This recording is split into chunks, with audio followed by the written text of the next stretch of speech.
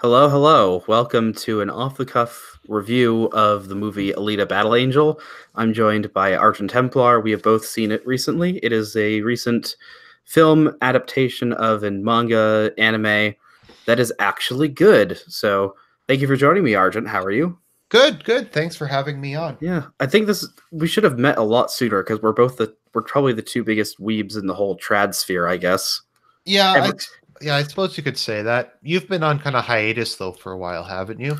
Yeah, I made my review on the fantasy genre like a month ago. Yeah, I'm trying to return doing more stuff on culture, and I just got a stable job now, so I can actually. What's weird is when you have a whole bunch of time on your hands, you actually don't really want to. It's actually very hard to get any real creative work done. I Whereas I when you do, found that too. Yeah. because the creative juices do not flow when you don't have anything to do. Whereas, like, if you're doing work, you're constantly thinking of what else you'd rather be doing. Neatdom is toxic to the mind and soul.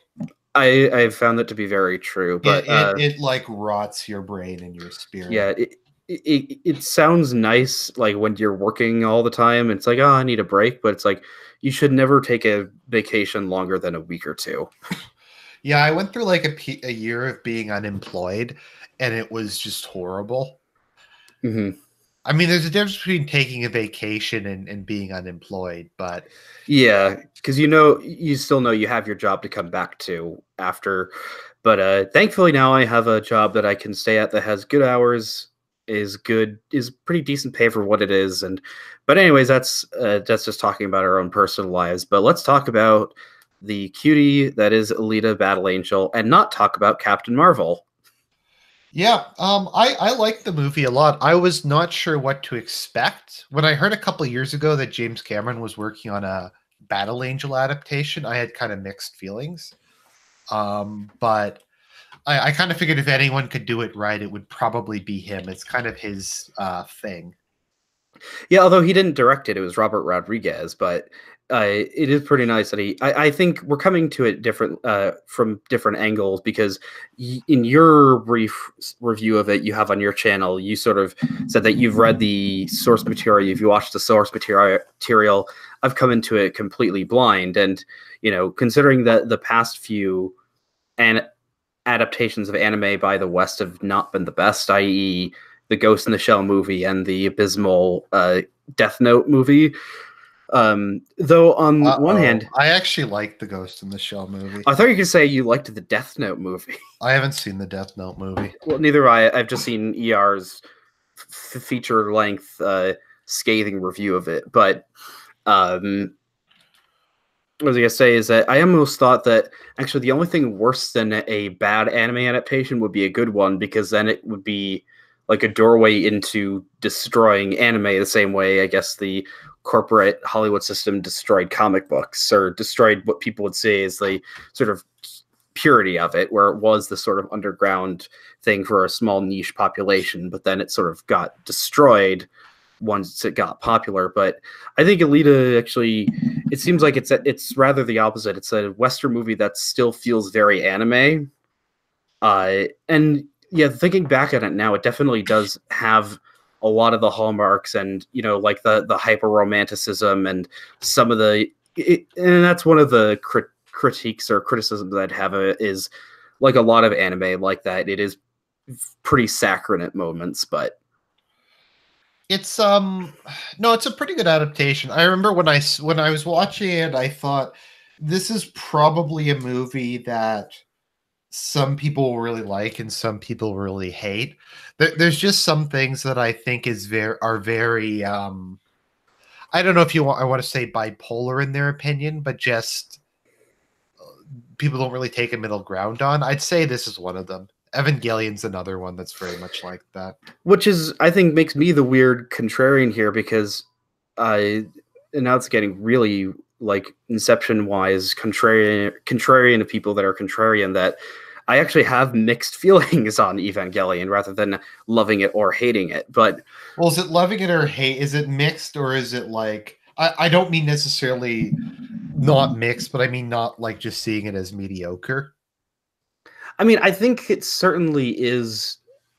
if there is an anime that could be considered sort of on the high art end of the spectrum, distributists will hate me for this, but whatever. I think Evangelion probably could count, albeit it has a substantial number of flaws to it.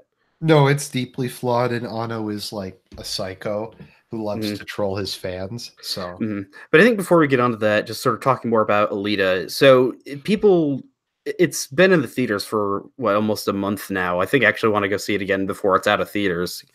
But the broad premise of it is that 500 years in the future, after a large-scale conflict called the Fall wiped out most of humanity, or the remnants of humanity have gathered in one spot underneath this massive floating city in the sky called Zalem, where it's sort of like this heavenly mythological city that there are people there that seem to be like the ruling class, whereas everybody below lives in this large sort of giant slum, more run down city called Iron City. And it's about this and it's a cyberpunk world where there is tons of people that have just robotic cyborg enhancements. And one of them who is almost entirely a cyborg is Alita, who has a human brain, but that's it. And the rest of her and she is found by Christoph Waltz's character, Dr. Dyson Ito, who sort of takes her into a shop, fixes her up, and it sort of goes from there where she's fighting. It's sort of hard to describe the general plot as it just sort of moves along, but maybe you could provide a little more. How did you feel about Christopher Waltz? I thought you were about to say Christopher Walken's character. I'm like, which one was he? But no, I thought he was great in it. You made a good point in your video that he actually plays a pretty good, positive, benevolent character as opposed to just being, evil Nazi. Yeah, because he's kind of been typecast, and he's like the villain in a lot of things. So it was kind of good because he's German. Get a different role. But anyways, yeah, the plot is her sort of trying to discover what her past is and fighting against sort of this criminal underground that's connected to people trying to get to Zalem. And that's about as much of a synopsis I'd like to go into, because I don't really like the idea of reviews. I like just going more into the different details of things I liked and didn't like or found interesting. But what did you think of? I remember you mentioned this, but I didn't really like the Yugo character that much. Alita's sort of love interest / friend, because at times like he felt okay, but then he just sort of acted like a wet sack of noodles. I almost found in the anime that he was almost kind of like a sociopath. Like he was a lot more obsessed with getting to Zalem in the anime than he was in this. And it was a much more kind of one-sided thing, where Alita clearly had feelings for him, but he didn't really for her as anything other than just a way to go there. I'm just wondering, because I haven't seen the original or the anime version of it. I'm just wondering if this because this is so much more of sort of a westernized version of it, where they sort of both fall in love with each other by the end. But I did love the fact that, sorry, but there will be spoilers, that as soon as he gets his own robot body after nearly being killed, only being saved because his head gets cut off and is put on life support by connecting to Alita's heart, which is a dark matter engine, which I love. Antimatter, sorry. He gets his own cyborg body and then immediately dies. That happened in the original too. What's kind of interesting is this actually went quite a ways beyond the original anime. Like the original anime didn't include any of like the rollerball stuff. That was something that I was really afraid of, again, because somebody that had not seen any of it, I was really afraid that it's not just going to be her fighting. Like I was very happy that the action was, chase scenes and her fighting other cyborgs.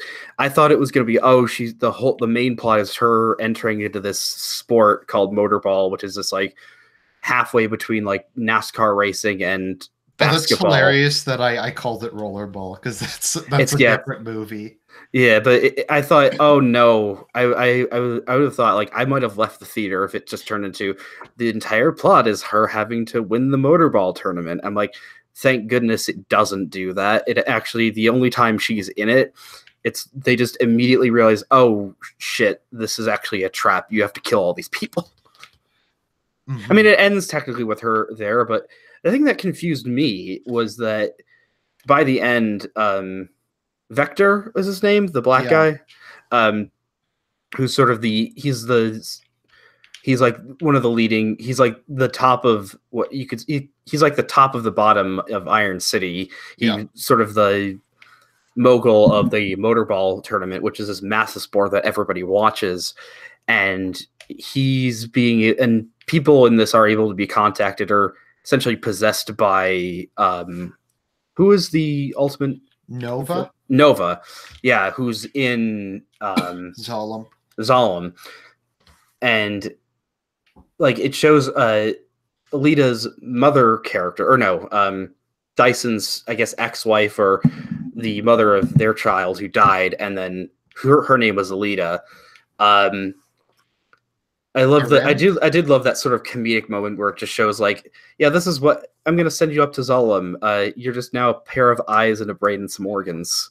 Yeah, like it was so over the top. It was almost hilarious. Like in the original, they kind of redeemed her a bit. In the original, she was just completely desperate to get there, and it was more of kind of a monkey's paw type thing, where he's like, "Okay, finally, here's your reward," and then the next scene you see her like that.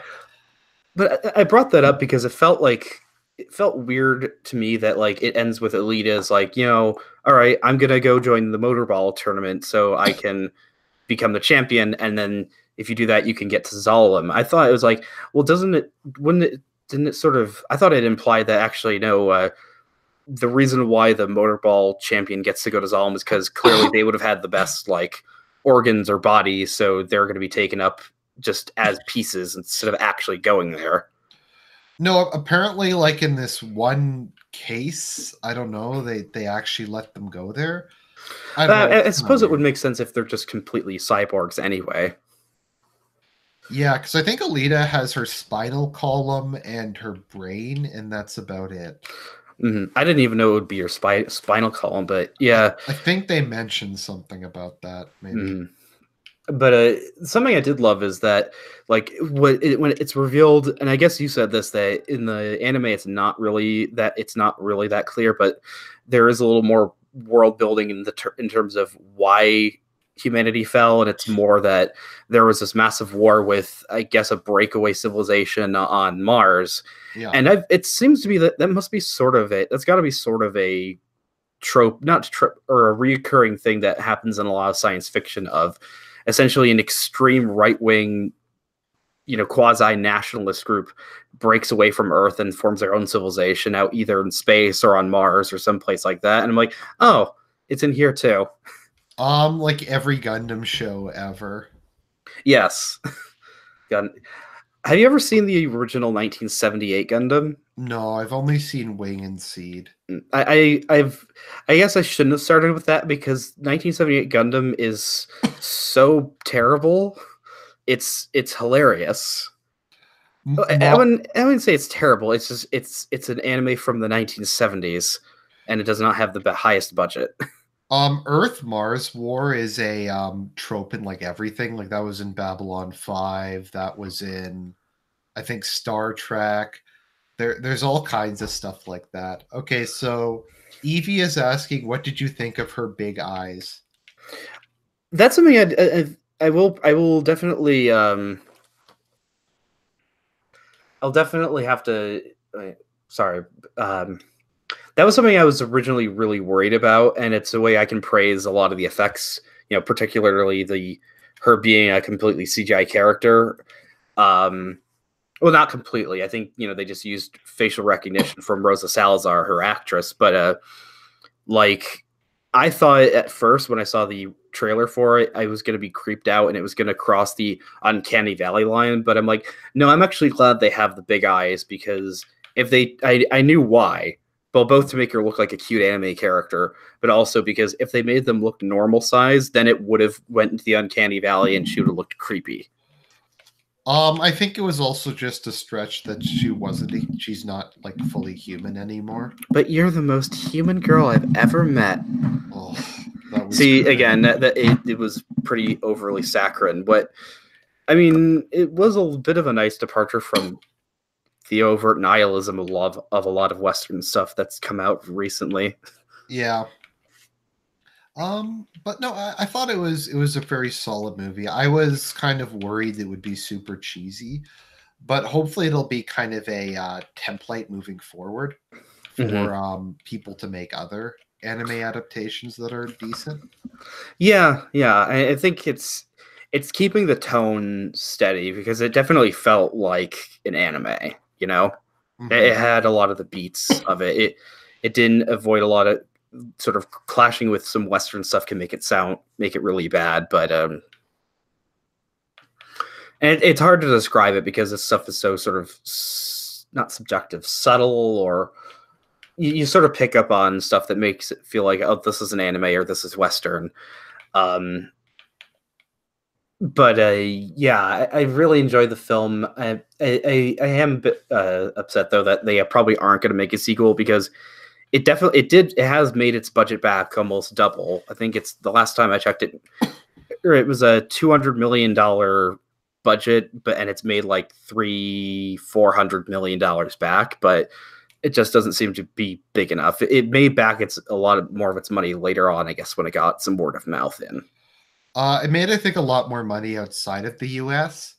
That's the thing that actually worries me is that, like, I think China is possibly going to be one of the worst things for cinema as an art form. They hate shitty. They like shitty movies in China. They're the reason Transformers. I think Ralph, the movie maker, from his channel, I loved his description of what the Transformers movies are. They're not movies. They're special effects reels made for China. Mm-hmm. And I'm thinking like that it seems so like detrimental to the artistic integrity of film, where it's, China loves cheap special effects, or they love special effects spectacles. They don't care at all about story or anything. So just make cheesy crap special effects movie. Okay, let me see your top grossing movies in China. I bet they're all going to be shitty. Okay, list of highest grossing films in China. Okay, I'm looking for something that's not Chinese. That's not Chinese. Okay, Fate of the Furious. Is that a Fast and Furious movie? Yeah, I actually like that one. All the Fast the Furious movies did really good there. Avengers Infinity War. Aquaman, I actually had read that Alita didn't do that well in China. I'd be like, maybe it's because it's Japanese and those two people freaking hate each other. It could be. They've actually the Chinese Communist Party has released a Mao anime. No, sorry, not a Mao, a Marx anime. Oh no! They've released. Is it going to be about him being a lazy asshole that beats his wife? Yeah, it's an anime adaptation of Mao's life. Oh, I thought, or if that would be if it's Marx. Sorry, not Mao. Sorry, Marx's life. It would be more interesting if it was Mao's life. But it's apparently really bad. A really good friend of mine, Nazbal Gang, is doing reviews of every episode of it, and he's saying it's like physically painful to watch. Mm-hmm. Remember how there was that North Korean anime or cartoon where it was blatant propaganda, and then all the furries started getting attracted to the evil American Fox character? No, I hadn't heard about that. There is, where like they're all depicted as animals, and the Americans are all foxes, and one of them's female, and of course the furries were like, "Wait, what?" Just they will leech onto anything. I don't know. Furries are not human beings. That's all. Says the person with the Espeon whatever. No, it's and I'm saying it with a mongoose that looks like a high school sports team. No, it's not anthropomorphic. No. What were we talking about? China. Yeah, in China. But yeah, anything else about the movie? Because sorry, this isn't really going to be an in-depth thing about the film, everybody. It's more just going to be us talking because we've never spoken before, and we probably should have. Have you seen anything else lately? The film I saw before that in the theater was Aquaman, and I don't remember it. You don't remember anything about Aquaman? I remember the film. I just remember like thinking this would have been a really good movie if it wasn't an Aquaman movie. Because first off, I was taken there because my dad loves Aquaman for some reason, and I was like, the only person on Earth who does. Mm-hmm. And the thing is, like, I've become sort of physically repulsed by superhero movies of the whole genre. Oh, no, I can understand why people like them, but I just don't know why. But I just find it so boring. It's the most. I don't know what it is, but nothing is more boring to me than a giant superhero punching a giant laser. The thing is, and this is kind of how I describe it, is both Marvel and DC movies are bad, but they're bad in different ways. No, but Marvel movies are bad in a mediocre, boring way, and DC movies are bad in a fascinating way. Like they're bad in a I want to see Man of Steel now because I'm a huge fan of Red Letter Media. I actually like Man of Steel. Oh, okay. Did they hate it?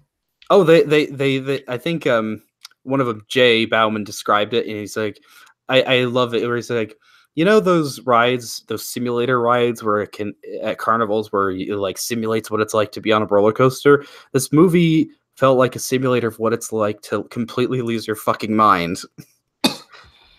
See, I actually liked it because, like, General Zod, and it was like an edgelord. He was like, "Make Krypton great again."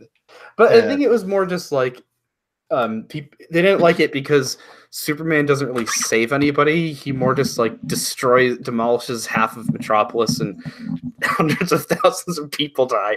And they just like keep making 9/11 make 9/11 comparisons. Like you know something's bad when you bring 9/11 comparisons to a Superman movie. I mean, I don't know.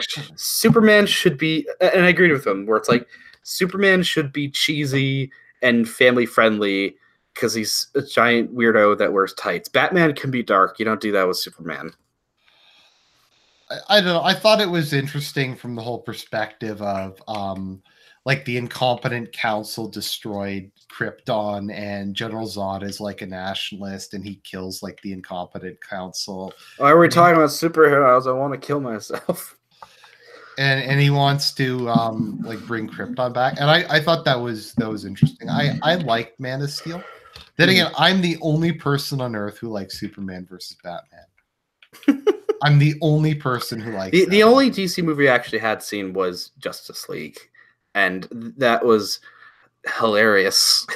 Justice League was terrible, but it was fascinating. You get what I mean, though? It was terrible, but it was like fascinating. I love the part of it where they rip off Lord of the Rings, like where they have the last alliance of Atlanteans and Amazons. Oh, it's God. Like, but the power of Steppenwolf could not be undone. What kind of stupid name is that? I kept almost singing the. I try to remember what the Steppenwolf song is. Steppen is, I don't know, but talking about things that don't make me want to blow my head off. I did actually recently watch Black Lagoon, and I liked that a lot. Did you ever see that? Okay, Steppenwolf was Born to Be Wild. I kept humming Born to Be Wild during the movie. Aw. But I was saying, yeah, so have you ever seen Black Lagoon, the anime? Because that's something I actually did watch recently. Yeah, I've seen it. I'm like, I think the best way to describe it, it's like if Quentin Tarantino directed an anime. Because it's like the most, I feel a little bad for watching it, but because it's like the most violent and vile thing ever. But I'm like, well, that's sort of the point. I think my biggest issue is I just didn't find the characters very likable. I mean, in that case, not. I mean, Revi is like sort of supposed to be because she's like this horribly psychologically damaged person, but at points you're just like she's just sort of there to be like a badass, like shooting guns at everything. So it's like a Quentin Tarantino movie. Like I really hated Revi. Rock was okay. Dutch was okay. I did like the fact some of the angles it goes at where like he's able to take advantage of the fact that he doesn't like shoot people or he doesn't do the whole violence thing, but he's able to get advantage by the virtue of what he's learned being a Japanese businessman. Yeah, that was interesting. I mean, it was it's an okay show. It's not my favorite. I actually there's an anime club at my university and I watched it as part of that. Mm-hmm. So it's one of the ones that is good because it's sort of similar to Cowboy Bebop where it feels very Western in how it's oriented. So a lot of people can probably easily get into it. But I think my problem was that it felt very, very clearly like it was made by somebody that was pretty left wing. I mean, it sort of ends with like, well, it's at the very least very anti-neocon, where it's like portraying the American military as these monsters, and like it literally praises like one of the characters' dads as like a left-wing politician in Venezuela who gets killed by the American military. I think I really like the Russians. Oh yeah, they're cool. Just because Spetsnaz are badasses. I thought it was. I did just sort of like the Roberta arcs, the first and the second one. Just the fact of like, it sort of reminds me of if you're playing Fallout New Vegas or Skyrim or one of those RPGs, and you're just wander into like this. You're just like get involved in this giant political scheming, and everybody's like has all this stuff set up, and you're just like this unstoppable monster that completely throws a wrench into all of it. And when like she's just like, no, I'm just this horrible killing machine that's going to destroy everything. Right. Well, it's sort of like the Romanian twins arc where like, yeah, we got some problems now. There's 2 psycho Romanian twins killing everyone. That was really twisted. Yes, that is probably the darkest. I was like, it was amazing how far they went. Yeah, I remember that being. Like I have a problem on my Discord. I have a friend who's from Romania, and he's like, "Oh, that sounds interesting." It's like, "Hey, there's actually Romanians in it." He's like, "Oh, cool." I'm like, "You're not gonna like that." On this subject, Romanians have the weirdest accent. Yeah, it's because they're in Eastern Europe, but their language is Latin based. Yeah. So I always think they sound like a cross between like a Spanish and a Slavic accent or something like that. And they're poorly represented by the Gypsy V. Ugh. You don't understand Sargon. You do not insult Master Sargon. God, V's insufferable. I do love my friend Paul from Australia. He can do a very hyper V accent, and I can do a pretty good Crouten T one. Well, see, let me ask you: do you ever criticize liberalism? Well, if you do, then fuck you. You're not a liberal. Yeah, that sounds like Crouten T. What else? Has he come back and started doing videos again, or is he? Yes, he has, and people still hate them. Is he continuing his crusade against the alt-right, or is that over? Yes, he's still doing it. Some of his last videos he tried doing on history, and distributors had to make a response video to him. Or his latest one was on why the bombing of Dresden and the bombing of like Hiroshima, why the bombing of German cities and civilians was justified. It's like, what, killing hundreds of thousands of civilians? Oh, that's wonderful. Please go on not being the stereotypical cucked German. I will personally defend the atomic bomb use, so I don't disagree with him on that. But that's at least something a little different. The issue is a lot of weeaboos. Wereaboos. I'm a wereaboo. Yeah. Like to talk about the 6 million who died at Dresden. So I think it was more like 200,000 people, but well, you know what I'm referring to. Yes. Well, the problem is that people do not have any concept of nuance anymore. So you can't be like, well, yeah, yes, the Axis did terrible things, and so did the Allies, and both sides had some good intentions as well. I mean, go ahead. The people I find the most insufferable are the Japanese. No, about the whole thing. Like, if you watch, like, they're obsessed with the idea, oh, Japan's this pacifist country. Oh, it was just us being beamed down by the Europeans. Oh, they used nuclear weapons on us. We didn't do nothing. Actually, my friend Nazbel Gang has a video where he goes, Japan was a good boy. He didn't do nothing. Yeah. though a black pill you might, a black pill you might, or no, it might be a red pill you might take is China might have actually been better off under the Japanese than the communists, because I don't think the Imperial Japanese would have killed 60 million Chinese. Maybe they might have. I don't know. They were really larpy. They probably would have. Speaking of which, that's how I describe the Holy Roman Empire. Is it was a bunch of Germans larping as Romans and took it way too far and actually had something going. Yeah, that sounds fairly accurate. Yeah, Rome is interesting. No, the Holy Roman Empire is interesting. But going back to something I have, but speaking of Anno and Evangelion, I have actually started rewatching Secret of Blue Water, which is one of their lesser known. One of Gainax's lesser known works, and I first watched it in 2017. I was like, "Oh, this is great." I'm like rewatching it now. I'm like, I'm cringing at points. It's still good, but it's like it has some real problems.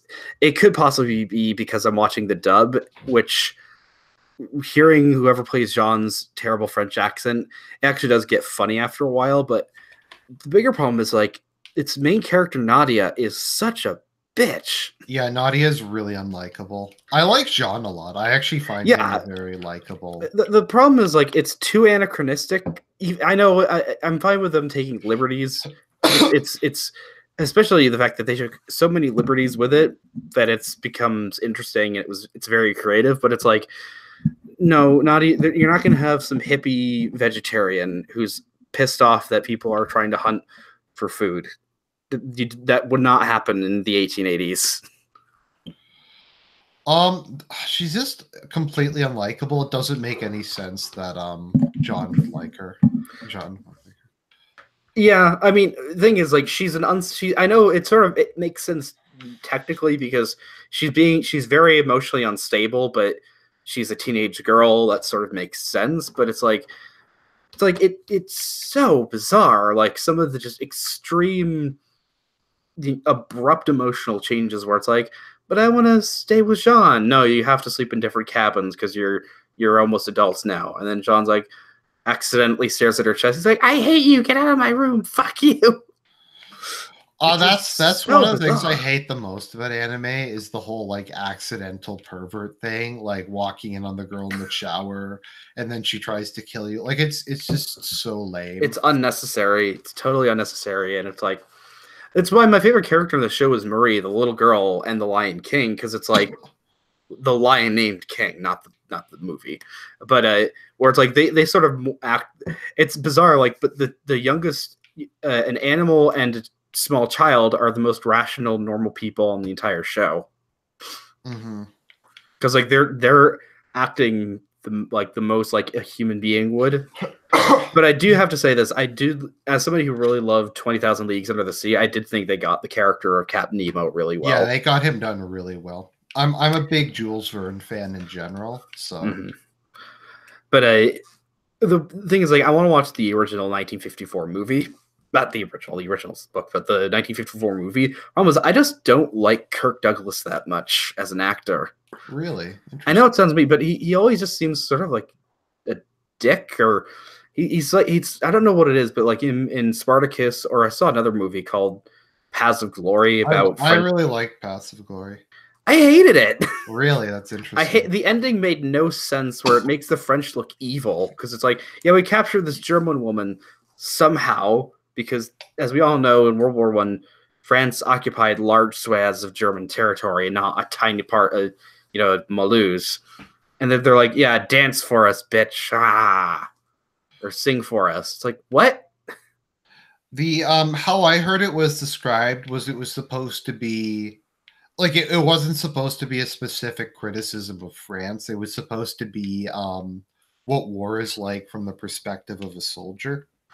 The thing is, like, what I actually have to watch, because one of my favorite World War I movies is the 1970s All Quiet on the Western Front with the guy from the Waltons in it and Ernest Borgnine. But the thing that's like I need to watch or read is, because I've read the book too. I really like the book Storm of Steel, because I think the point of that is it's actually somebody that was also World War One, but took it from the complete and total opposite point of view, talking about actually no, it wasn't like that for me. That, like, there was all this glory in fighting for the fatherland and all that. I really liked All Quiet on the Western Front. I went to it not expecting what to think, but I did enjoy it. Mm-hmm. It was an interesting. I like that it's very frank. I like it that it's not really trying to be political. It's just trying to describe what the experience of an average soldier was in World War One, which is interesting because honestly, of all the wars, that's got to be one of the worst ones to have served in. Yes, outside of if you were a Jewish POW in World War II. I mean, just as a normal soldier, too, like just in mud and shit all day long. And blood and gore, and you're 20 meters away from the enemy that maybe a few months ago you were actually celebrating Christmas with. Mm-hmm. But the thing that if you want to get, there's actually a really good historical anime, or that has a lot of historical. Have you ever heard of Night Raid 1931? No, I haven't. It's basically here's the pitch for it. It's basically the Japanese X-Men in 1930s Shanghai solving mysteries. And that's the best thing ever. But because it's basically this Japanese guy that may work for the Japanese government is in and has basically recruited a team of guys that have superpowers, supernatural abilities in 1930 Shanghai, and it's like them interacting with, like, we got to take down this communist party stronghold, and like sort of doing the bidding of things that will be politically beneficial for the Japanese government, but they don't really know it. But then one episode is actually just the Mukden incident in 1931 when Japan managed to take over all of Manchuria, and it's just portraying that. Right. And there's not really any fan service in it whatsoever, which is always good. That ruins all the fun, though. No. So I was like, hey, I want to watch Fairy Tail. Oh, that's what it's going to be. I never really was interested. Fairy Tail is the worst anime ever. I think Kill la Kill isn't the worst. Don't you dare say that. That show was great. No, Kill la Kill sucked. How dare you? It is. I'm trying to think what else have I watched lately. I will say the most disappointing anime I've ever seen, not in terms of just bad, but like it had such high hopes, is Gargantia, the one where Earth gets transformed into this water planet and everybody is on these like rusted ships looking for scrap metal, and another offshoot of humanity form like this Spartan space society, and one of them comes crashing down, and there's this big culture shock. It's like the first 4 episodes are this like excellent fish out of water, good character development, like relationships, and then beach episode 5, it completely nosedives and it becomes super boring and stupid. So you're telling me that an anime based on Waterworld sucks? Yes. That's a shock. I never saw that movie. I actually didn't get why Waterworld was supposed to be that bad. It was like not good, but it was far from the worst thing I've ever seen. Mm-hmm. It's just, I think the reason why Waterworld gets so much shit is because any movie that uses water costs a ton of money to make. So the budget was really high, and you couldn't really see where they spent the money. So that's probably the reason why people hated it so much. So what were you going to say is the worst anime ever made?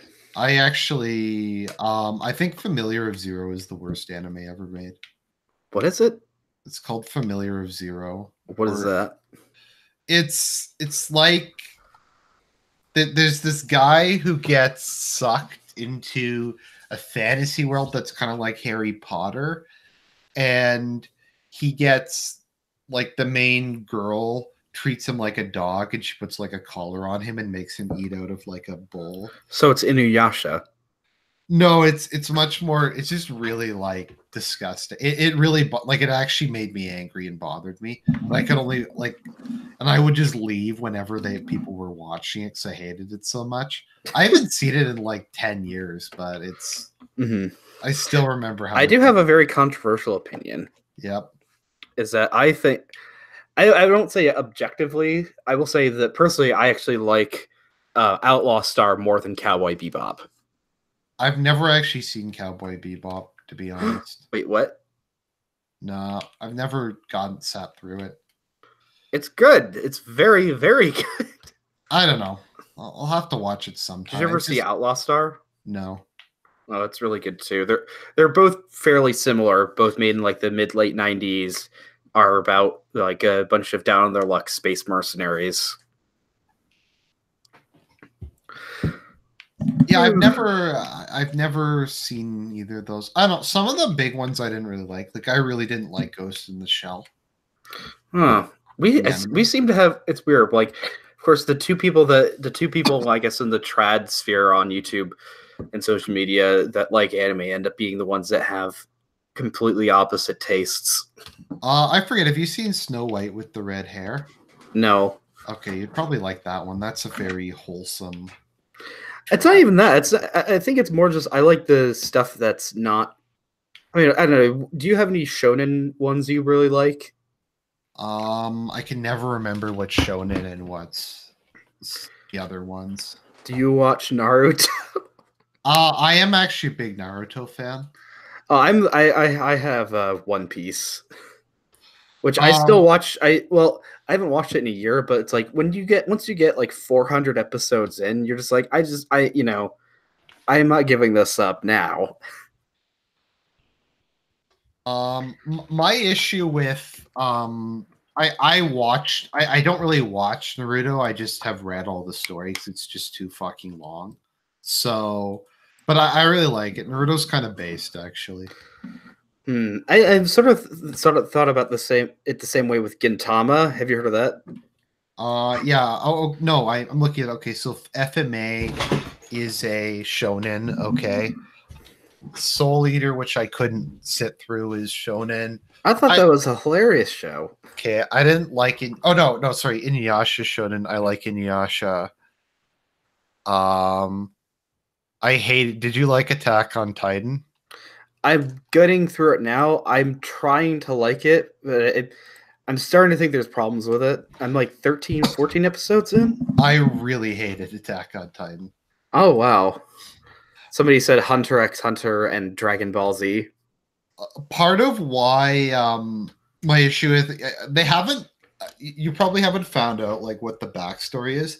The backstory for Attack on Titan. I don't want it spoiled, but you can just say if you don't like it. It's really, really bad. It's like one of the most retarded things I've ever seen. The thing that I'm trying to find is it's something where it's like, a lot of people would say that if you're saying what are the best anime ever made, I think a lot of people would go to Evangelion and Cowboy Bebop, and I'm thinking like, because in my fantasy video, I pointed out that I think a huge problem with it is I don't think any fantasy series has actually ever elevated itself in quality past anything by Tolkien or C.S. Lewis. I'm thinking that's a massive problem when the two people that effectively started the genre are the only people that made anything really good.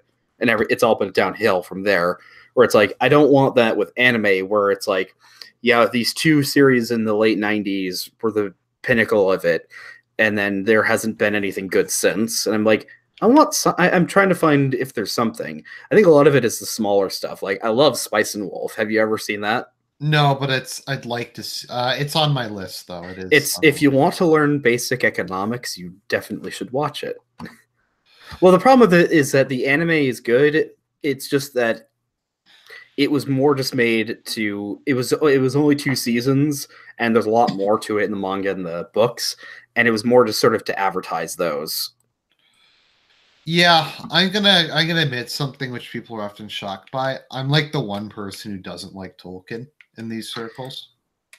I mean, I like him a lot. It just I don't like fantasy very much because I just don't think it's very interesting. No, like I have the controversial opinion. I think George R. R. Martin's a better writer than Tolkien. Really? Yeah. Mm. I just find they have similar issues, which is excessive descriptive writing, but I find Tolkien doesn't do that great a job with characters. For instance. I mean, for me, it's just trying to get through the mountains of exposition. And again, I'm not a fantasy person. I like science fiction.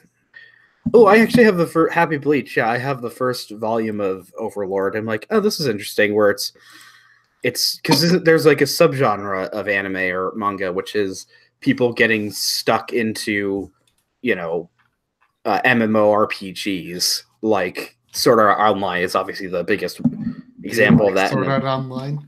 I saw one episode. I didn't care at all. Oh, I really like Sword Art Online. But that's another unpopular opinion. Did you see Goblin Slayer? No, I haven't. Is that good? Goblin Slayer is awesome. I should see it then. Yeah, because it's like something straightforward of just saying, here's something good, beating the shit out of something evil. It's like Goblin Slayer is a massive autist, and all the female characters are in love with it, but he doesn't care because he only cares about killing. Oh, somebody say isekai is the subgenre of people getting trapped into the into online game worlds, and I'm thinking Overlord, because I think the plot of that, the premise of that is a guy that happens to a guy, but he's like just an evil, giant, horrible skeleton monster. He looks like Nito from Dark Souls instead of like being this hot anime protagonist. Escaflowne. Yeah, Escaflowne is a masterpiece. I've never heard of it. You're probably too young. It was big back in. I'm in my 20s. So are you. Yeah, I'm probably older than you though. You are. I was pretty young when Escaflowne was playing on TV. The Vision of Escaflowne, I definitely recommend it. It's fantasy, but it's kind of, I don't know what you'd call it. It's not steampunk. It's not diesel punk. I think they call it dungeon punk or something. It's weird because they have like mechs and stuff. Well, they have to have mechs, right? Okay, the original run was 2000 to 2001. Oh, okay. Well, the back that I was watching Pokemon and Yu-Gi-Oh. But that 2000 is also the year of the greatest anime ever made. No one's going to dispute that. Is Great Teacher Onizuka. I've never seen Great Teacher Onizuka. It is the greatest thing you'll ever see.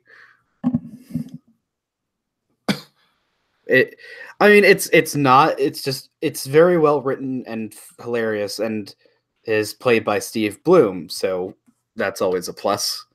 And it's about this teacher. It's about this former biker gang leader, biker gang member who cleans himself up and wants to become a high school teacher, but gets stuck with like the most unruly class of all time, and sort of uses all of his like knowledge to sort of straighten them out one by one. And you sort of see that progress, and it's extremely funny. Right. Maybe I'll have to see it sometime. I've been going through a bunch of them lately. Oh, I have somebody said watching it in English. I'm like, I actually will prefer the English dub generally because I just hate having to read the subtitles. I basically only watch dubs just because I like to watch anime while I'm playing a Paradox game. Yeah, me too. So it's nice to have that on in the background. But I was thinking, going back to Secret of Blue Water, I'm thinking it's like it definitely the animation in it does not hold up very well. Or no, the art direction doesn't hold up very well. Like comparing, it feels like so flat and just boring compared to like the massive amount of detail that's in Evangelion. But it's like certain moments of the animation actually look really good. Gainax reuses assets a lot. I think they reuse. I'm trying to remember if they reuse assets in. Yeah, somebody said this really well. He's like, I don't care how bad the dub is. I want to watch the show, not read it. An issue Gynex had, and this is partially what ruined Nadia, is it was so popular. The NHK forced them to insert a bunch of filler episodes to keep it running longer. Is that good? What? NHK? No. The NHK. Well, yes, it is good, but it's the it's. I'm referring to it as the organization. Oh, okay. It's like the BBC for Japan or something. So Nadia was running, and it was really good, and it was doing really well. So they're like, make some fillers so we can milk this series more. And that's where the island episodes came from. Yeah. They were forced to make it by the NHK. And that happens a lot in Gainax. Like that happened with His and Her Circumstances, which is also excellent. But isn't Secret of Blue Water, didn't Miyazaki write do some writing for it? I'm not sure. I checked it. I think he was like, he's listed as a writer for it because it feels very much influenced by him. Mm-hmm. I think the thing I like the most is almost better than anything else I've ever seen. Secret Blue Water really kind of embodies the Victorian era for me. In what way? Kind of the sense of optimism. I feel like during the turn of the century, there was a lot of optimism in technology and what humanity could accomplish. Mm-hmm. And there was a lot more kind of albeit by the end, it's sort of, well, by the end, it's sort of, I mean, I always do like the idea of a super, super ancient civilization with high technology, like the Neo-Atlanteans, being from what 12,000 years prior. Like, I don't know why, but I always love it when something does that. Well, that's also a very 19th century adventure thing, like in Rider Haggard or Jules Verne or whoever. There's always like the ancient super advanced society. I think an example of that was really I think another good tribute to Jules Verne was, have you seen Atlantis the Lost Empire? Oh yeah, I haven't seen it in a while. It's been years and years since I saw it. I remember the line, don't you have something more sporty like a tuna? Yeah, I mean, it's not a great movie, but I enjoyed it just because I really like that style. I really like Victorian era kind of Lost World.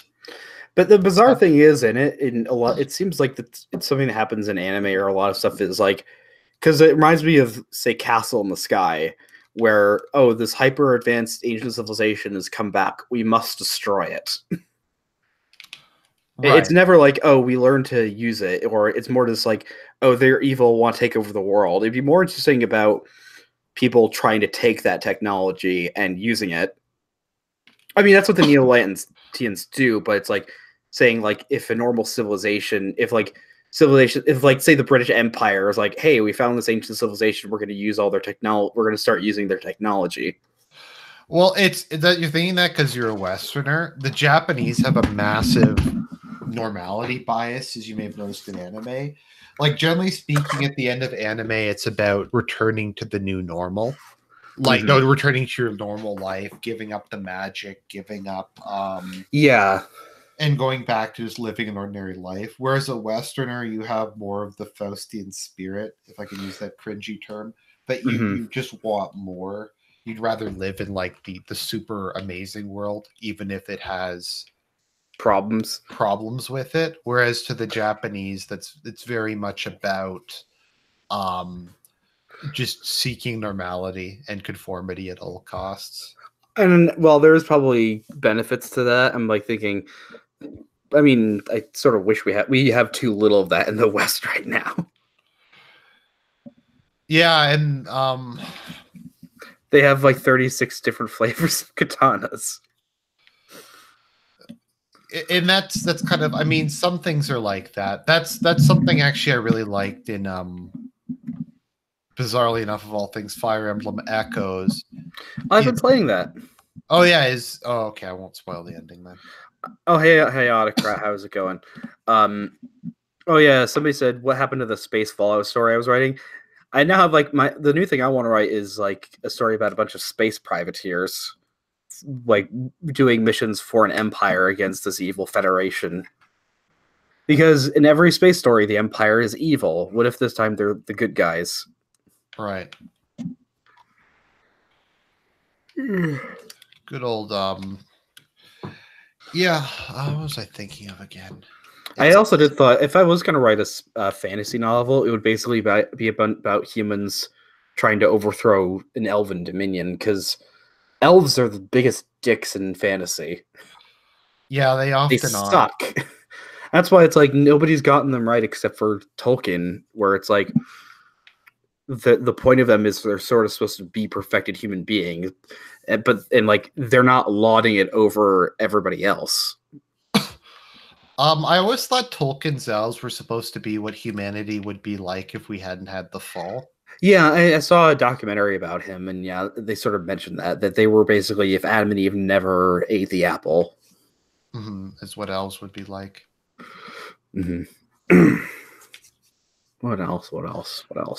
Those were probably like some of the best movies ever made. It's good the Lord of the Rings movies were made when they were, because they were moved today, everyone would be gay and there'd be diversity. There'd be black elves.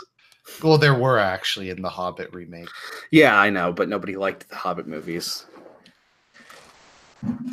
I mean that was a leg up for the fantasy when the biggest. Oh wait, although Star Wars is not science fiction. Yes, I do need to. Oh yeah, Autocrat. I do need to watch Legend of the Galactic Heroes. I saw some of it. Problem is, is there a dub of it yet? No, it's super long too. Yeah, I know. That's the problem, is like having to sit there and just watch it. Although I did it with like 200 episodes of One Piece because I got past where they were in the dub. I'm like, oh, it's better. Okay, so do we know what the One Piece is? That's what I've always wondered. Not yet. It's not even done yet. It's probably. I think I am. I really do hope that it's not friendship, but I'm almost certain that Oda Ichiro is not going to do that. That there should be an actual treasure. I did research one time just out of curiosity. Exoteric waifuism said, "Stop talking about One Piece." Exo's a good guy. The thing with it is most people seem to think it was about the One Piece is there something like a lost century? Yeah. There's an entire century back. I still haven't actually gotten past the Punk Hazard arc, which was years. It was done years ago, but I do know, like, they do talk about it, that like there was sort of like that in Secret of Blue Water or Victorian lost civilization stuff. There does seem to be like the century that there was, I guess, maybe some high civilization and something really bad happened and the whole entire century of history was completely erased. I do like the moment in it where it goes completely full anti-globalist and they're like, hey, burn down the flag of the one world government. Alex Jones would have a field day in the One Piece universe. Because there literally is a one world government that's sitting at top and has a breakaway civilization.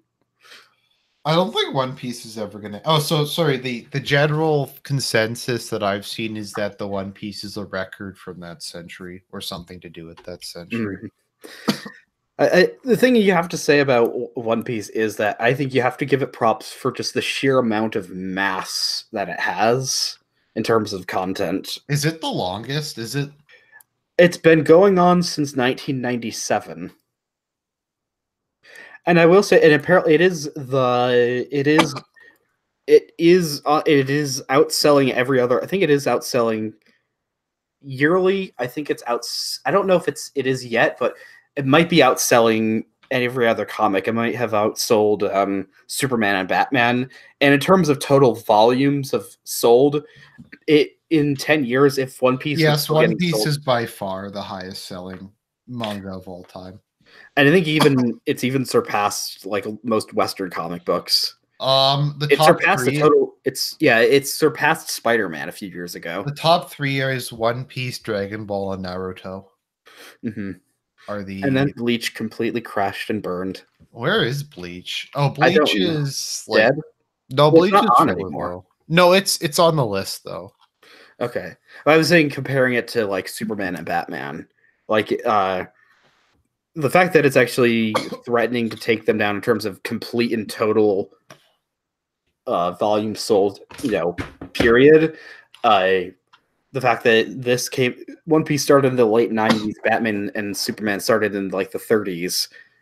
So they had like a 60-year head start. One Piece has sold 500 million volumes. Isn't that amazing? Yeah. Oh, someone brings up Bleach. I hate Bleach.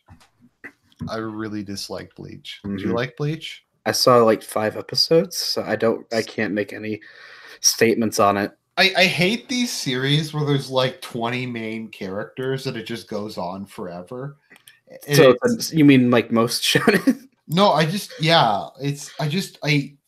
think the ideal number of characters is 4 or 5, and if you start going too much beyond that, if only there was a Western series heavily based on anime that had about 4 or 5 main characters, and they all went out on an adventure and saved the world. If only they didn't cancel it because they're fucking. Wait, what are you talking about? Teen Titans? Oh no, I was talking about Avatar. Oh. No, now isn't it great that I do love the original Teen Titans, and isn't it great one of my favorite shows of all time? One of the great things about Teen Titans and Avatar: The Last Airbender is that they never made a sequel series that was terrible and horrible. It ended with those, and nothing happened afterwards. Is Go even that bad? Probably. Or is it just made for a younger audience? Probably it's terrible if you liked the original show. It's I don't, just looking at it, I thought maybe it was like just for younger audiences, but not necessarily bad. Leonel Huicho, what is Korra? I've never heard of it. Don't even talk to me about that paused shit. I was debating watching it, and like I have a very low tolerance for that kind of thing. So when they told me about the last episode, and my jaw was dropped, and I couldn't believe what was happening. Mm-hmm. I was like, because it comes completely out of nowhere. Literally comes out of, there's virtually zero. You have to look extremely hard and come up with a whole bunch of shit if you really think that they were leading up to it. The thing is, I didn't even watch the last season because I was so bored after the third one. And the thing is, like, afterwards in 2015, I was like, I rewatched the original series and was like, oh, it's better than I expected. It's aged really well. And I was like, maybe Korra's not that bad rewatching it. And I got 2 episodes and I'm like, I can't do this. It's so bad. No, Ozai sucks. Oh, I did nothing wrong. No. I did like the idea they had in apparently in the 4th season of Korra where the Earth Kingdom just goes full Nazis. Uh-huh. And then it ends with apparently Korra says to female Hitler, let's talk about your feelings. Oh, my parents didn't love me. Okay, I give up. All right, now I'm a lesbian. I really hated Aang. Who? Aang or Aang. Why? He's just a little brat. He just complains and whines all the time. I have to completely disagree with you there. Tom is the best character, though. And I hate characters who refuse to resolve their problems using violence. Like, it really irritates me. John, how dare you eat a flesh of an animal? Captain Nemo, you're horrible. You shot that man who was shooting it. I hate Nadia so much sometimes. I like Katara. I liked what's his name? Sokka. I liked Sokka a lot. I liked Toph. A lot. Toph is funny. I always not marry Sue either because I always ship Toph and Sue. No, don't ship. Stop. What's wrong with shipping Toph and Sokka? Shipping anything is just it's something teenagers do. No, it's based. Fuck you. Oh god. It's woke. No. Let's see here. What other animes are there? I think there's thousands of animes. No, I'm just. Did you ever see? Did you see the Sacred Naval Flying Squadron, the propaganda film from 1943? I don't think so. What's Fist of the North Star? What? Apparently, they made an 80s action movie based on that. Oh, okay. So Berserk is in. Okay, I wasn't sure if Berserk was in the top selling. Yeah, it's in the top selling. Have you ever seen Berserk? Which no, I haven't seen. I haven't seen apparently the good one or the bad one. Berserk I did love the end. If we are going to talk about shipping, I did love the end.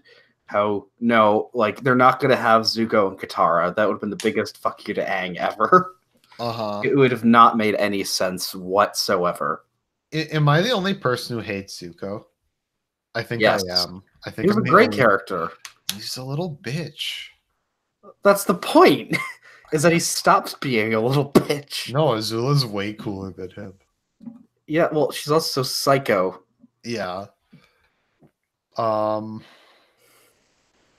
Yeah, Berserk is really good. Berserk is like the most messed up shit. Like dark fantasy is cool because I really like I really like the Dark Souls series, and it's weird because it's like I criticize or I hate Game of Thrones because of how nihilistic it is, but it's more like why is it that I think to myself, why is it that I hate that, but I like Dark Souls? Dark Souls is literally just a big love letter to Berserk.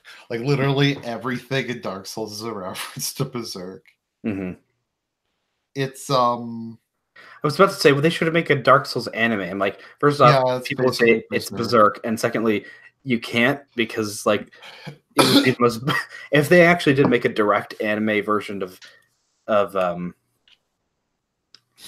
Dark Souls, it would be half the most boring thing ever. No, it's because Miyazaki's a massive troll. The end of Dark Souls 3 DLC is like the biggest troll ever.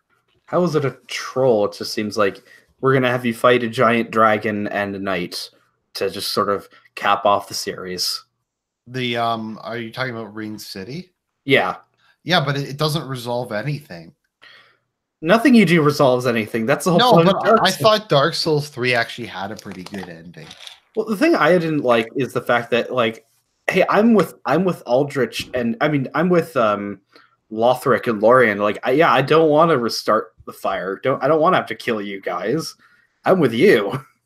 No, but like, I thought the Soul of Cinder was a very good last boss. And they're like, here's this DLC, and we're hinting at all this shit. We're gonna have Londor. We're gonna have like all this. Oh no, we're gonna Londo, not Londor. No, I'm talking Londor. That's where the hollows are. The pilgrims are from. Oh yeah, yeah. They're like, oh, it's gonna be there. Oh, Kath is gonna come back, and then it's like, no, we're gonna give you Ashes of Indario, which no one wanted or. People, I don't know. People really liked. I actually haven't gotten through the DLC yet because it's shit. The DLC is horrible. Ring City is less bad than Ashes of Indario, but it's kind of a big Ariandel. But Ariandel. The thing about Dark Souls is I could not get through Dark Souls 2. I just couldn't do it because I hated the game. I couldn't get past another contrarian opinion. It was my favorite Souls game. Mm-hmm. Well, I am excited for the new one. A new one? Well, they're making the Sekiro. It's basically, you know how Neo was supposed to. The game Neo was basically supposed to be Dark Souls, but in feudal Japan. This is basically From Software doing the same thing. And they say it's not like Dark Souls, but it very clearly is supposed to be like Dark Souls. Neo is interesting. I don't know if I like it or not. No, I like it. I'm very on the fence because I think it's a lot harder than Dark Souls. Like, it's much harder than Dark Souls, which I don't like but I don't really. Oh, here's a question. Have you ever played Nier Automata? Yes. If you have bad opinions, keep them to yourself. That was maybe the worst video game I've ever played. Please leave my stream. No, Nier is terrible. Like, look, I'm gonna say that you're what was good about Nier? Music. Okay, the gameplay was garbage. Really, I thought it was fine. No, it's terrible. No, Gameplay was terrible. The plot was terrible. What how did you get through the whole thing? Yes. I felt like the point of the first playthrough was that it's setting up, oh, this is sort of a normal, anime type game that's like awesome autocrat saying this is the top 10 anime betrayals. I love the parody video they did of that. Of what? Oh, of what? They made it because that like okay, so they made a parody video of the top 10 anime betrayals, and then people thought that was a joke and it was just a parody. But Watch Mojo had actually done the top 10 anime betrayals, like it's an actual video they did. It's just a funny meme. But yeah, no, I didn't like Nier. I did not like it at all. All right, I guess we have to disagree on that. Is it Nier or Nier Automata? Nier Automata. Yeah, I really disagree. Yeah, I am such a weeb. What are you gonna do about it, Tiamat? Nothing. That's what I thought. What was I gonna say? Let's see. I've been playing the Resident Evil 2 remake. Yeah, I heard that was good. Have you ever seen the channel of Joseph Anderson?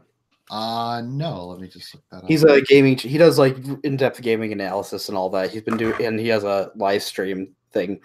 I do love, like, he's been slowly corrupted into becoming a weeb, even though he's not. The thing I like about him, he's very different from most gaming channels in the fact that, for one thing, he's actually married and has 2, soon to be 3 kids.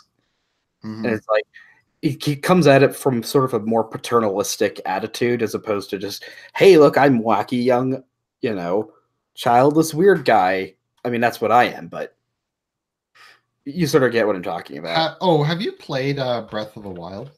No, I don't have I only have a PC and a 3DS. Okay, because I actually have a Switch. Breath of the Wild is a very interesting. Mm-hmm. It's the definition of I have to do a review of that. It's a definition of a flawed masterpiece. Have you ever played the Danganronpa series? No. Have you heard of them? I have heard of them, particularly from DSP, but yeah. I have I have such mixed feelings on it because parts of it I think are brilliant and some of them is sort of terrible. And then the end of the third game, the creator just sort of says, fuck you, everybody. It seems like he's sort of flipping off his audience. And it's sort of great. Yeah, Matthew Matosis is also really good. I do love his 6 hour and 20-minute commentary on Dark Souls. And I'd sort of like to do something like that, of like call it like video game commentary, of just sort of having all the footage and editing it all down to like 6-7 hours and then sort of talking over it. Yeah, it sounds nice, and then you do it, and it's just a ton of work. Yeah, I want to do because I played this social justice warrior game, Sunset, which is like the worst thing ever. So I want to edit it into a "this is how you don't play." Because when I did it, I forget if I was sick. I don't drink, so I wasn't drunk. Maybe I had taken like my sleeping pill early because I just was completely crazy during it. But yeah, what was I thinking of again? Yeah, it's Valkyria Chronicles. I haven't seen your video on it. What is your opinion on that? Which one? Which ones have you played? 1 and 4. Yeah, me too, because of the PC version. I thought 1 was too hard. That's my complaint. I would say it's a huge example of I love the gameplay in it. I hate the story. Because the story in it is actually, the first one at least, is borderline offensive. Why? Like it's because there's a race of people called the Darkson who are very, very, very clearly supposed to be either Jews or gypsies, and they literally have them in concentration camps in the game. I'm like, you don't do that. I just found it too hard. I admit I suck at video games, and It's the problem with that is that it's the problem with those games is I actually really like tactical RPGs. That's why I really like that and Fire Emblem. Problem is that there's a lot of Fire Emblem's a lot easier than Valkyria, at least to me. I find it. Yeah, but I think the gameplay in Valkyria Chronicles is a lot more fun because it incorporates like first-person shooter elements to it, and it's not grid-based. Yeah, I just found it too hard. That's my biggest complaint is I just didn't want to play it. Yeah, I mean the problem I was going to say is that 4 I like a lot more. Mm-hmm. Well, I love 4 because you get to have artillery in it, and anytime I play any game where you can have artillery, I use the hell out of it. Are you aware of the shitty controversy involving 4? No, what is it? It was a huge controversy. What? Because of Raz. Oh, that he's a Jew? I mean, a Darkson? No, because he feels Kai up in that one scene. No, I don't remember him doing that. Yeah, he gropes her in one scene, like as a joke. Oh, wait, how is that a huge controversy? Because the game promotes sexual harassment against women. No, literally, let me find it. I know, that's still hilarious. Let me find it. That's hilarious. No, there's literally an article someone wrote, Raz is a young Brett Kavanaugh. Oh, awesome autocrat. No, Minerva is the proof that you're wrong. The weirdest thing. Here, look at this. Is like the gayest thing I've ever seen. This is gayer than sex with man. Okay, it's gayer than Mylianopolis. No, remember he existed? Here, I'm just gonna post. I posted in the chat. This is like. Yeah, I know we're just talking more about weeb shit, but like, I'm looking back at 2014 to 2017. I'm like, nobody cares. That's like the whole skeptic thing has aged so poorly. No one cares about it anymore. It's massive cringe, but no, I really like VC. Oh, come on, guys! Classical liberalism. I mean, hedonistic atheism is gonna save the West, guys. Speaking of that, have you ever heard of Arini? No. Where's the article, by the way? Oh, I posted it. Let me send you it. Oh, I sent it to you on Discord. Okay, yeah. Can you send it to me on the group chat? Sure. Let me just do that. I haven't actually read it. Oops, sorry, that's the wrong chat. Because it looked too cringy. It's just funny that it existed. But yeah, so it was very controversial because of the way it portrayed women. You mean there apparently are an equal number of women in the military in the 1930s? Yeah, it was that, but also because I don't know, because Riley likes to wear skirts. That was the other complaint. Yeah, I've been trying to get through the true ending of the game because it ends very abruptly. I'm like, wait, but we didn't get to see the wrap up of the main characters. I'm like, oh, you got to get through some story stuff or whatever for it. Like, oh no. Oh yeah, awesome autocrat. Yeah, there's literally a scene in it where there's hot springs and they have a temporary truce with the Imperials, and the Imperials talk about why women should be in the kitchen, and then Riley gets out naked. You don't see anything because somebody censors it, and she's like, "No, how dare you?" It's like, you're the one wearing a skirt. Well, not on that, but and then Alicia in the first one wants to be a housewife. That's her dream. Yeah, I that's how I describe it. It's a neoliberal game with a reactionary ending. Because it ends with her like, yeah, I just want to bake bread for my family and have my daughter. Did you finish 4? Yeah, I did.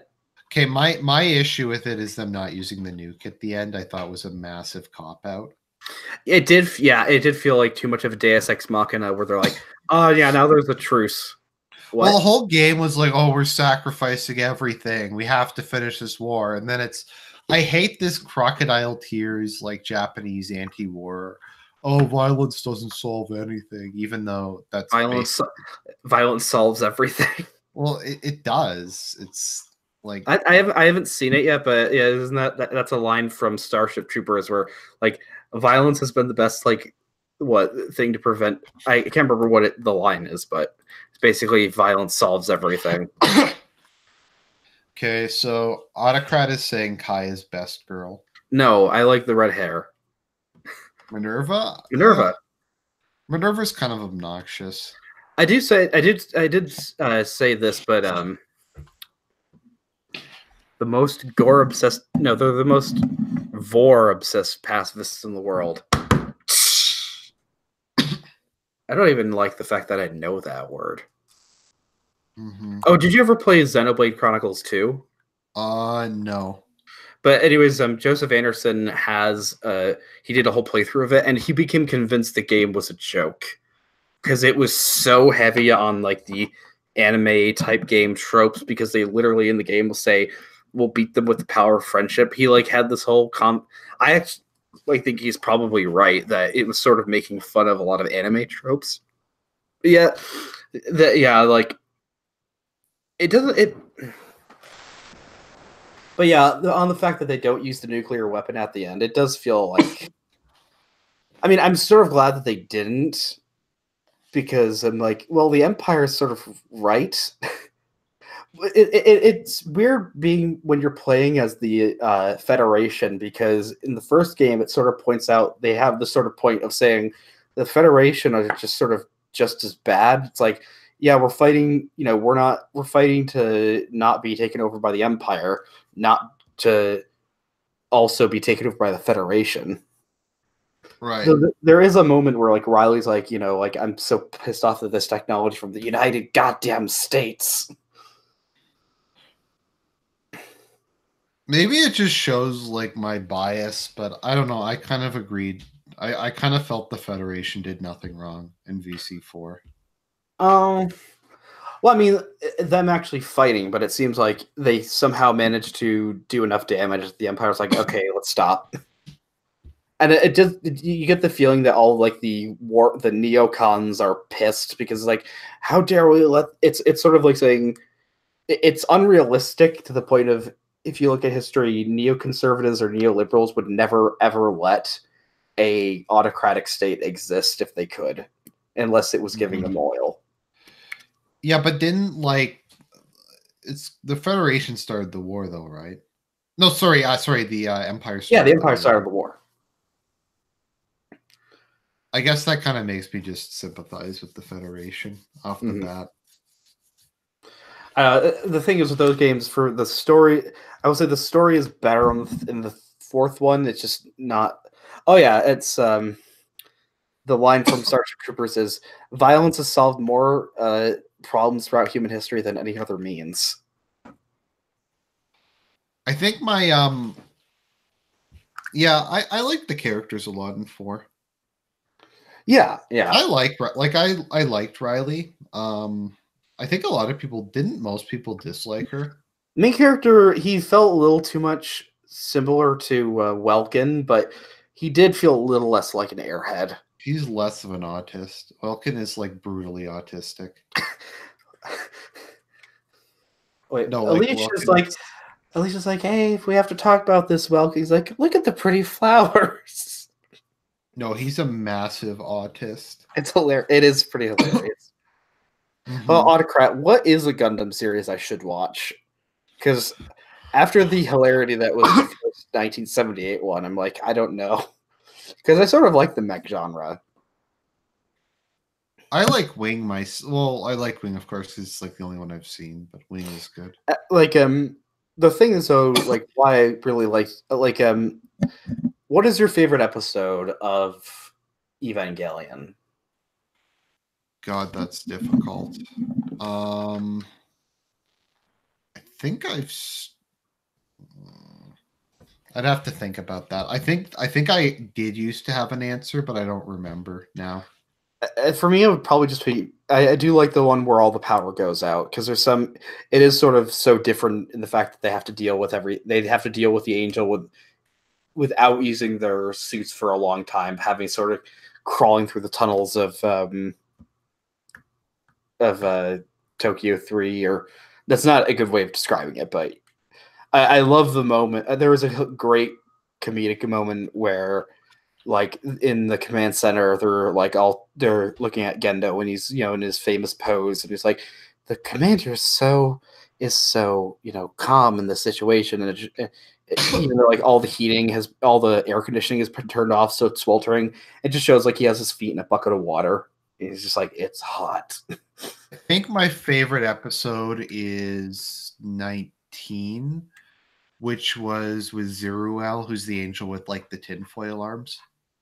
I don't remember that. That was my favorite episode, I think. I would say this is like, I don't like homosexuality, but I feel like if there was ever a gay ship that would be okay, just because everybody else is so terrible to him, is like, a Kaoru was all right. I just don't see Kaoru as being a he wasn't human, and yeah.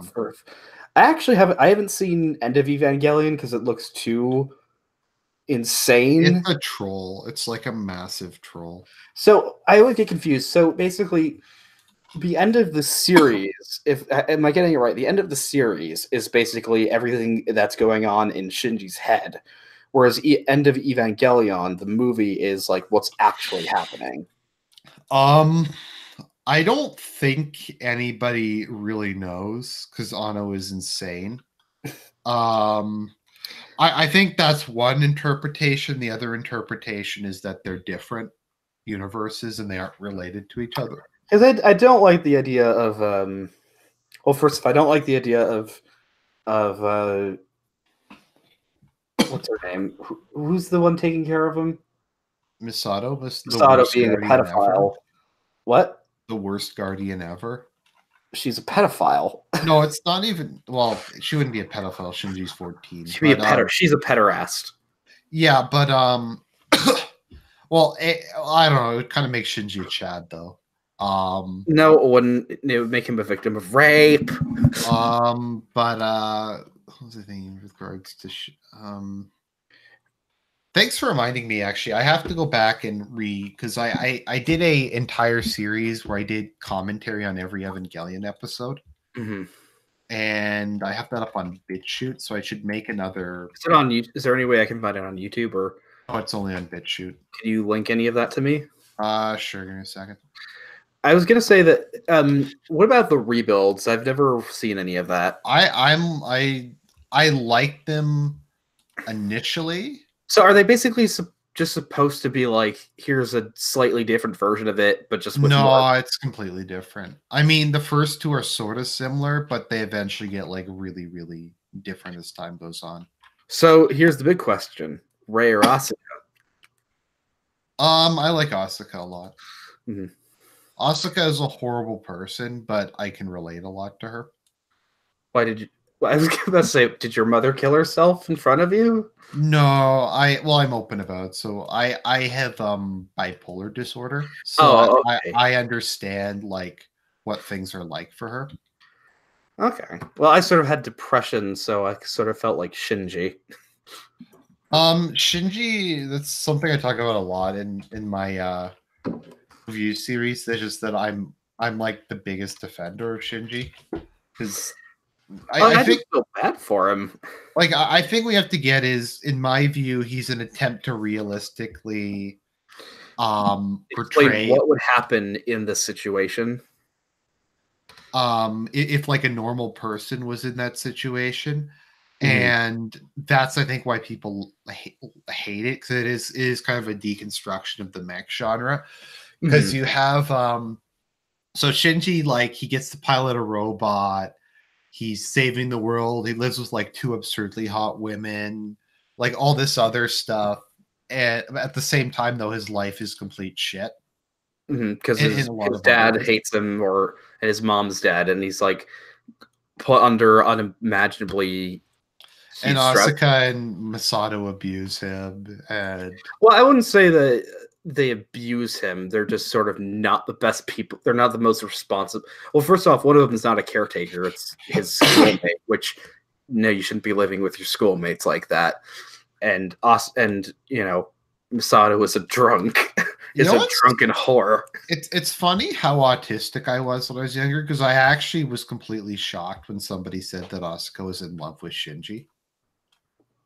And that it was like obvious. And like I had completely missed that the first time I watched the show. I was only 14 when I watched it, so that's probably why. But I was like 19. Yeah, I was 19. Well, I mean, it's like I thought it was just more, you know, them being teenagers and experimenting. But it's like, yeah, it makes perfect sense now because I didn't really think about it. Yeah, it's an interesting show. It's a show where I don't criticize people for disliking it. It's with regards to End to Evangelion, if people say it's the best movie ever made, I agree. If people say it's the worst movie ever made, I agree.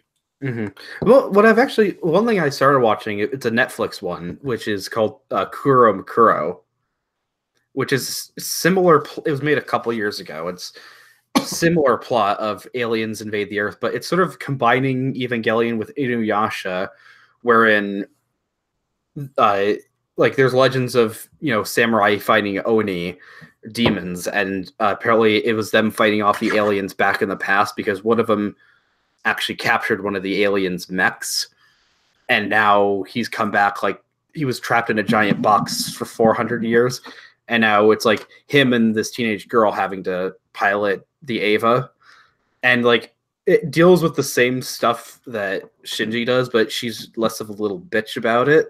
I'm not criticizing Shinji for that, but jokingly, where it's like she manages to get over it in one episode. It's like, yeah, I'm gonna pile this thing and kill everybody. Right. It's no, it's interesting. The funniest part I think about it is ultimately Ano probably didn't intend any of the stuff that we read into it.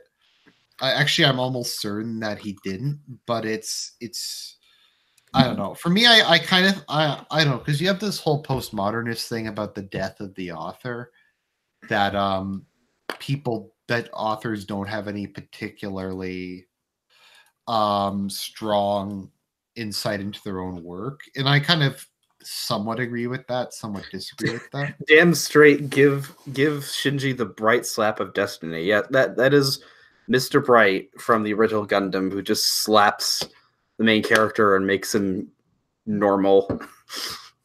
The bright slap with the jizz hand. Yes. Is that really confirmed that Shinji did do that over Asuka? Yeah, it was. Oh, jeez. It's like, well, really making me want to watch the movie. I honestly think Asuka wanted Shinji to rape her. I think that was like her fantasy, to be perfectly honest. Ugh. I didn't like Code Geass. I like Code Geass. I think I'm the one person in the world that doesn't like Code Geass is, I can get why people wouldn't like it. Did you not like it because of all the fan service? No, I didn't like it because it stopped being about rebelling against the Empire.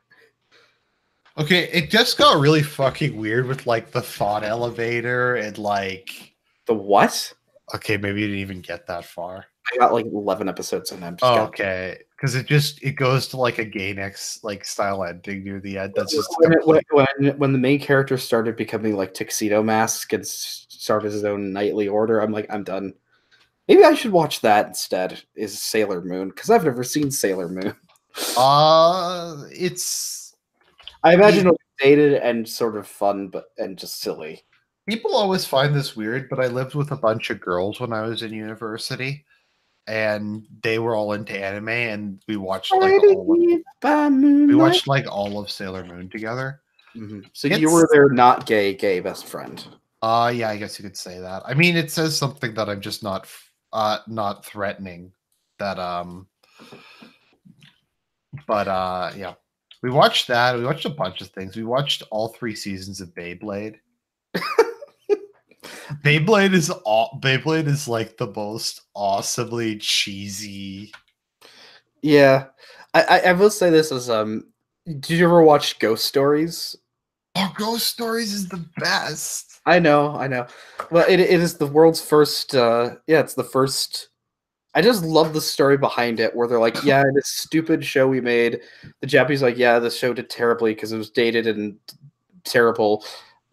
You're not going to get a lot of money, and you have to keep the main characters' names, the bizarrely sexual ending theme for a kids show, and the basic plot, but you can do whatever the fuck you want.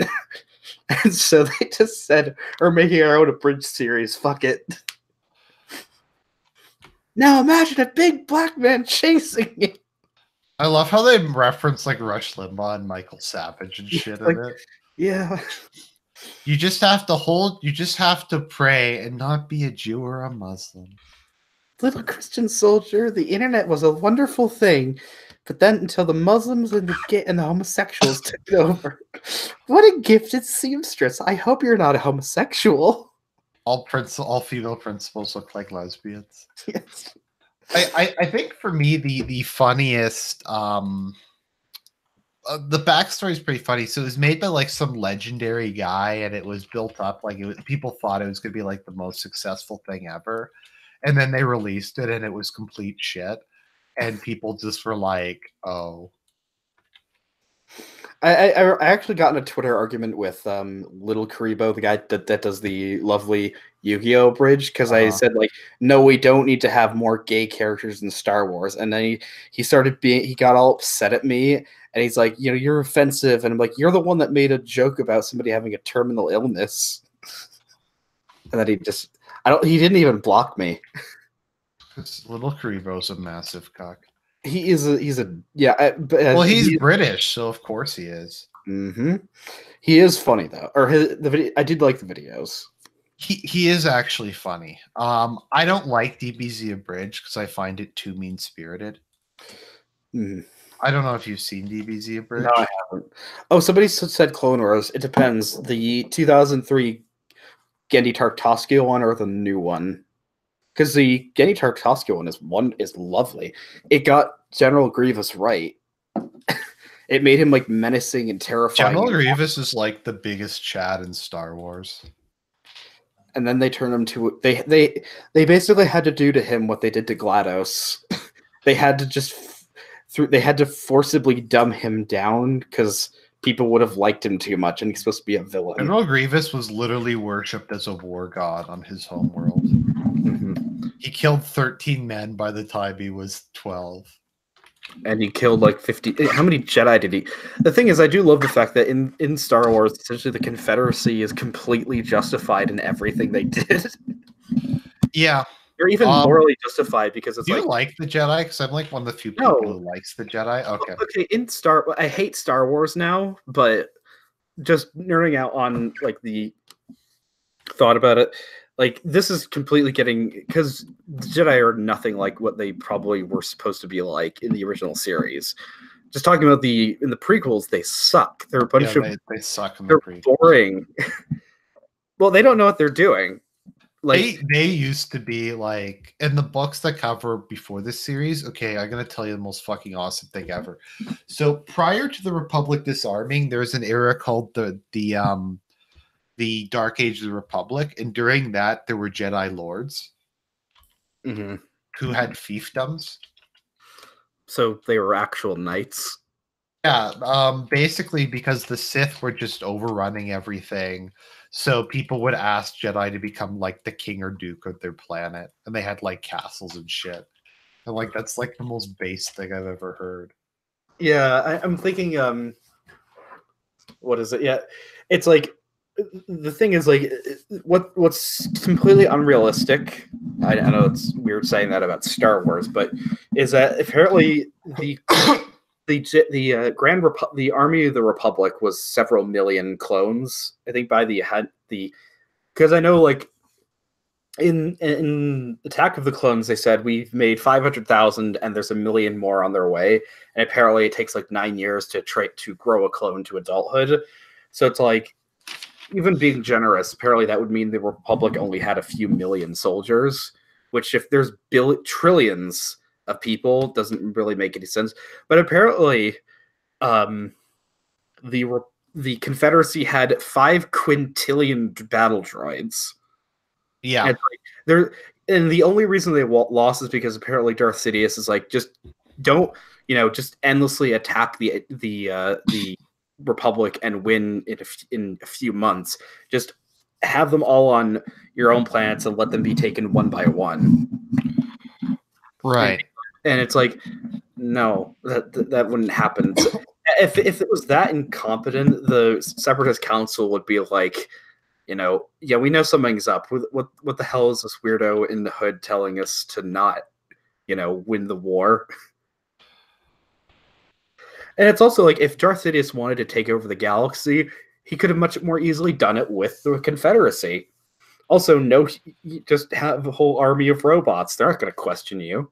The thing is, though, I lost my train. Why would you take orders from a guy who looks like Satan? That's to me what I always wondered. You have to do that in the Mr. Plinkett voice. Why would you take orders from a guy? I would take orders from a guy who looks like Satan. With my medicine. I do love their show, the Nerdcast, where they're making fun of all the pop culture shows that are like the most pathetic things ever. And just that line of, don't question it, just consume product and then wait for next product. Yeah. I hate, it's made me just utterly hate all pop culture now. My sister has watched every season of Big Brother. I've heard, isn't that a reality TV show? Yeah, and Laguna Beach and all that. What does that have to do with anything? No, just you're talking about consuming. Oh, I mean, I've watched all 3 seasons of, well, not all 3. I've watched all the episodes of the 1970s historical drama Fall of Eagles multiple times. Mm-hmm. Where Patrick Stewart plays Lennon. That sounds interesting.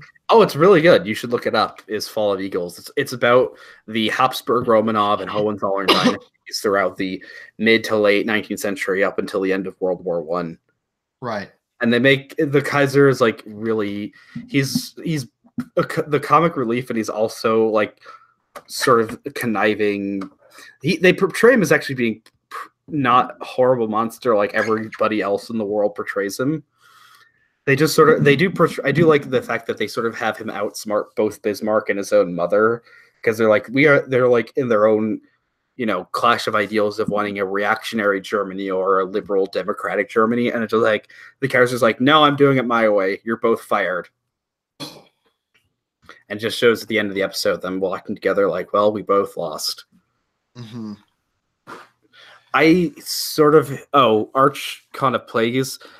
I really like the game. I just reinstalled it now because I got a new PC recently. I really like the game Dawn of War 2, and I think Warhammer 40k makes for some good video games, I suppose.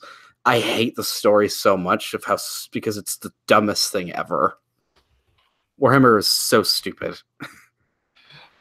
It's for the memes. It's literally that's the reason why people. I've heard this. Distributus mentioned this, and I think I can reiterate it. Like the Imperium of Man is basically what Anglican vicars in the 18th century Britain told their congregations that the Catholic Church was like. It's basically like, gentleman era Protestant propaganda against the Catholic Church. And yet the Empire is right. I mean, the thing is, like, if everything's that terrible, what's the point of rooting for anybody? It's a good question. Like, it's the Imperium of Man, but they've all lost their soul. No, their souls belong to the God Emperor. You mean an old man hooked up to some machines? No, like he's fucking based. I was about to say like Mr. Plinkett. No, like Mr. House from Fallout New Vegas. I like how obvious, I don't think rip off is fair, but how much of an homage most of it is to Dune. Have you ever read Dune? No, I haven't. Everybody says I should. Okay, yeah. That's one of my favorites. Because it's like futuristic feudalism. Oh, so did Tiamat. Yeah, I love Ross Scott from Accursed Farms, the guy who did the Freeman's Mind series. Who's Ross Scott? He runs a channel called Accursed Farms, and he's most famous for like a series called Freeman's Mind, where it's like him and it's like what Gordon Freeman is thinking throughout Half-Life, and it's like really funny. All right, Autocrat, do you want to come in? Do you want to come onto the chat and we can talk about Warhammer? Sure, I'm fine having him come on if you'd like. We'll keep this up because we've been going on for like almost 2 hours now. Yeah. I'm gonna have to change the title of this. Just us rambling about anime movies and shit. I have no problem with that. This has been a good conversation. It's nice to go on and talk about something other than politics. Well, that's those sort of reasons. Like, there's not really much to talk about. Everyone's saying the Yang Gang. I guess there's a somewhat based a meme democratic Chinaman who wants to be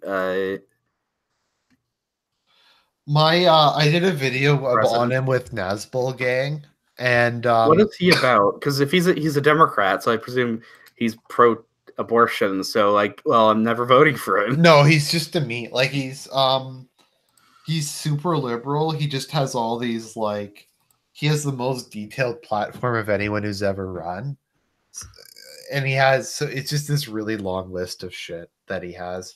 But Nazbol Gang and I made fun of him. And I don't know if you're aware, I have like a 100-part series called China Economy Strong, which is making fun of China and how the country's run like worker bees. So I was like, oh, he wants to make America as strong as China economy. But no, it's a meme. Like, he's a piece of shit. People are just like, I'm thinking, what's hilarious? What is the fact that because I think about this, the god of neoliberalism is above 2% GDP growth rate, right? Yes. They will sacrifice the entirety of civilization for that. I'm thinking, yet back when we were far more traditionalist in the 1800s, I'm thinking I can't imagine what was the economic growth rate in the mid 19th century at the height of the Industrial Revolution? Because it must have been definitely in the double digits. Yeah, I think so. Let me see. That's just because, when you're beginning your industrialization. If you want to have a long shot, maybe based Democrat, Tulsi Gabbard is a lot better. Yeah, that's something I don't like about what the Republicans are doing now is going full SJW when it comes to Israel. And it's completely doing an entire 180. Hello. Oh no, the Brits here. What do you want to say? No, tell me about Warhammer 40k. Tell me about it. What do you want to know? That's the question. Why is it so terrible? Okay, well, that's a long story right there. All right, when did it start? Who made it? So, who made the series or who made the... Yes. Well, it started as a tabletop board game in the 80s. It was basically a future version of their previous tabletop series by Game Workshop, which was traditional Warhammer. It was like a sci-fi science fantasy spin on it. So it started out as a tabletop board game, basically. Mm-hmm.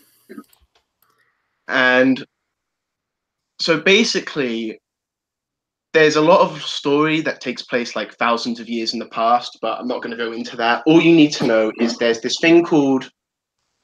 So humanity, over thousands of years until about the 15th millennium, so about 15,000 years in the future, we've got all this advanced technology, but we just don't know how to travel long distances in a short period of time. There's no hyperspace, there's no magical mystical material. However, the beginning of what are called sort of navigators are found. These are people who can tap into this thing called the warp, which allows them to see this other worldly force and use it to travel long distances in a short period of time. So humanity enters this golden age of colonization, of technology. It's basically Star Trek, but even better. And humanity thinks we're the best thing ever. Mm-hmm.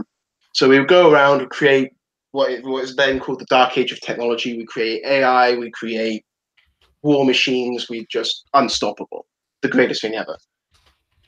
But things don't go so well. First of all, these things called psychers appear, which are like they're connected to the warp in a more different sense. The first reaction is, oh, magic exists. That's pretty cool. But then these people, because of their uncontrolled connection to this entity, it allows these things called the Chaos Gods, which are this time 3 and then later 4, to infiltrate the minds of these people and then allow demons from the other side of the warp to enter the material realm. I'm still like a real nerd right now. I don't know what to say, but it's like I almost feel like we should do our own live stream at some point. You know, sort of like a crash course in Warhammer 40K. That I would be more than happy to help you with that. I mean, Yeah, I think I'd want to do a lot, but yeah, I'd like to do that like in a separate episode. So shut the fuck up. No. Getting there. I'm just thinking I think we should be getting towards the end of this anyways, but Yeah. Yeah, I was just about to say. It's just a lot to go into if you want to. Yeah, I'll definitely contact you because it is an interesting little nugget of because it's not something I know all that much about, and it's more people like the way it looks and the memes from it. My favorite one is Donald Duck sleeping with the Emperor Imperial command cap on, and Huey going to him like, Uncle Donald, there's a heretic at the door. By the Emperor. By the Emperor. Heresy memes are the best things. If you want to read some of the most bizarre comics ever, old like 1970s and earlier Mickey Mouse and Disney comics are fucking bizarre. There's like weird adult jokes in them. It's basically like everybody likes DuckTales. It's basically DuckTales in comic book form that's a little more edgy. Like, hey, is Mickey gonna commit? Like Goofy literally saying, "Is Mickey gonna go commit suicide?"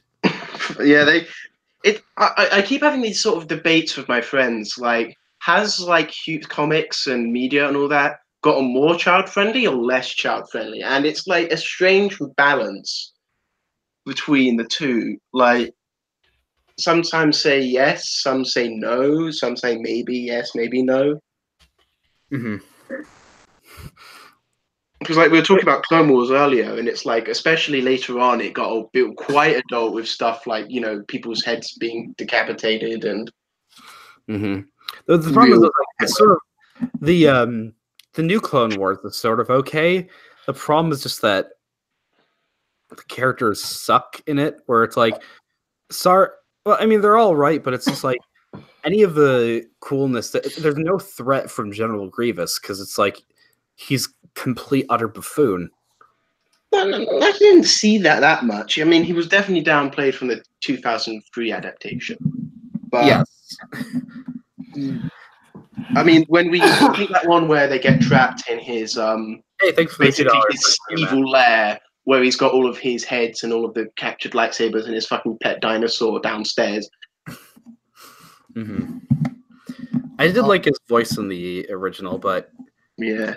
Anyways, like we can talk on Discord after this. Yeah, sure. I should probably be getting to bed. I have some work I need to do tomorrow. Yeah, morning. But any last moments? What time is it over there? 10. It's 3:09 over here. Okay. Yeah, But anyways, any last thoughts? Thank you for coming on, Argent. Well, thanks for having me on. I had a great time. We'll have to do something again soon, either on my channel or yours. Yeah. Okay. We can talk later, Autocrat. All right. Thank you, everybody. Thank you very much for having me on. Yeah. Good night. Good night. Yeah.